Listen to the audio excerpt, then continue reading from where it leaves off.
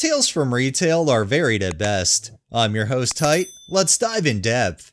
Our first one is from Goblin Queen Forever. I work in a discount store, a fairly large store that sells a variety of items with 5 checkout lanes. Today, there were only 2 of us on the tills, and it was busy. Long queues for both of us, no time for breaks, because we didn't have anyone who could step in and help. Customers were grouchy and, understandably, impatient. The usual. So, I'm serving, trying to get as many people through the line as possible, and my gaze lands on a guy who just kinda lingering along the fringes of the queue. Not joining it, just standing in a place like he's looking to jump in line or something. He sees me looking, then calls over really loudly, "Can't you open another till?" And I'm like, what the fuck, man? If we had anyone else who could be on the tills, they would be on the tills. We're not hiding able-bodied employees up our arses to inconvenience you. And I don't know why specifically this guy. I get asked this so many times when it gets busy, and normally I can control myself and just smile and apologize politely, no matter how much I hate that question. But this time, I just snapped. I look at him and I'm like, wow, that's such a great idea. Why didn't I think of that? Hey Colin, supervisor's name. He was working on the till right in front of mine. Why don't we just get someone else on the till? He doesn't look back at me, just answers all serious, "We don't have anyone." So I look back at the guy, sarcastic smile gone, and deadpan, "We don't have anyone." He looks incredulous for a moment, then replies, "This long line, and there's only 2 of you?" I smile again and just say, "Welcome to retail," all chipper-like, before returning my attention to my customer, whose items I had not stopped scanning during this momentary bout of pettiness. I assure you, the next time I look over, he's walking out of the shop. Just dropped his items on the floor and everything. Could I have been nicer? Yes. More respectful? Certainly. Do I regret it? No. I think a lot of people just assume if there's an empty till, that means there's an employee somewhere in the store who should be able to be on that till, when in reality a lot of places intentionally have way more tills than they have employees working them. This next one is by Frosty Resort 4163. I work at a high-end salon, and this happened a few years ago when I was assisting a master colorist and slowly building my own clientele. One of the stylists I assisted had a regular client who was beyond high maintenance. We're talking about 3 shampoos in ice-cold water, plus a custom scalp treatment every single time because she swore it was the only thing that soothed her scalp after color. Micromanaging the product I use and how I performed the blow dry, even though it was clear I was juggling multiple other people as an assistant. She always put me behind schedule, but I put up with it because professionalism. Despite her demands, I treated her kindly and she actually warmed up to me.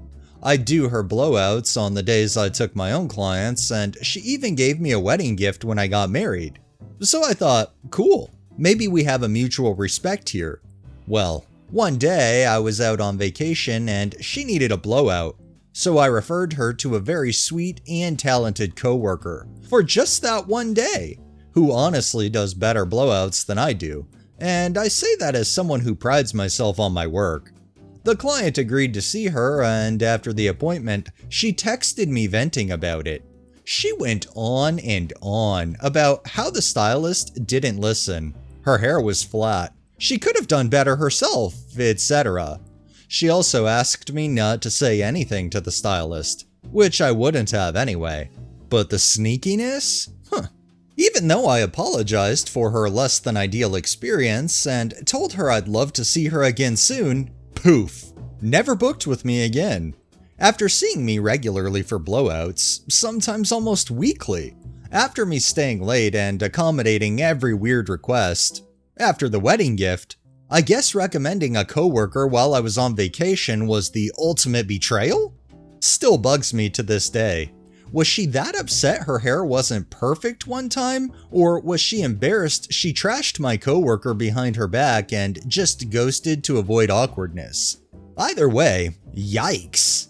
I'm thinking maybe it was the fact that they trashed the coworker behind the coworker's back and then just didn't want to actually face the person that they were seeing all the time, you know, the OP. I don't know, the other thing I could think is maybe this lady was just a little cray-cray, and the OP dodged a bullet having to deal with her in the future.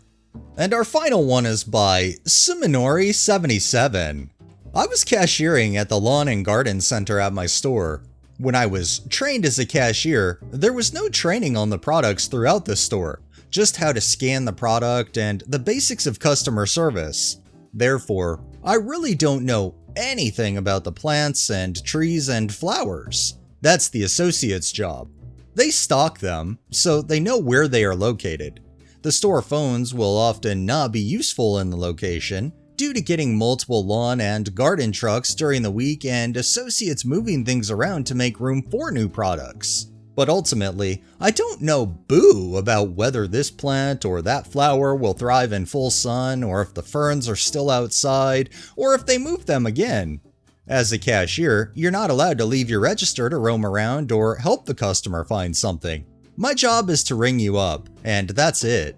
The clientele in lawn and garden is mostly pleasant people looking to build their gardens or buy a lovely hydrangea for their mother. But often, at least in every shift, there is one person who feels slighted because you have no knowledge. Older lady comes up, has a buggy full of plants and flowers. She began putting the plants one by one on the counter and asking questions about them, to which I would answer, I don't know, and I'm not sure. I offered to find an associate for her, but she just waved her hand like it was no big deal. By about the fifth plant, after I had said yet again that I didn't know, she pulls her sunglasses off, looks me in the eye, clearly exasperated, and says, "How can you work here and know nothing about the plants?" I told her that I was rotated throughout the store like other cashiers, and that we're not trained to know the products we are selling. And that because we're not allowed to leave the register, I can't really familiarize myself with the plants and flowers. I asked again if she'd like me to find an associate who does know the products. She said she didn't have the time to wait for someone. I plucked the plastic label from one of her plants out of the soil and showed her that it tells a bit about the care of the plant. And also there's a QR code that you can scan with your phone that will help too. I was sincerely trying to be helpful, but she took that as being snarky. I could tell by the way she gave me a long stare. As she finished paying, she put her glasses back on and said nonchalantly, "Do you have a break coming up?" Odd question, but I checked the clock and said, "Yes, ma'am, I have a break in about 30 minutes. She said, "Well, perhaps on your break you can walk around out here and learn something." I wished her a good day. I took my break 30 minutes later, sat in my car, listened to Primus, ate a Slim Jim, and took a nap, like normal.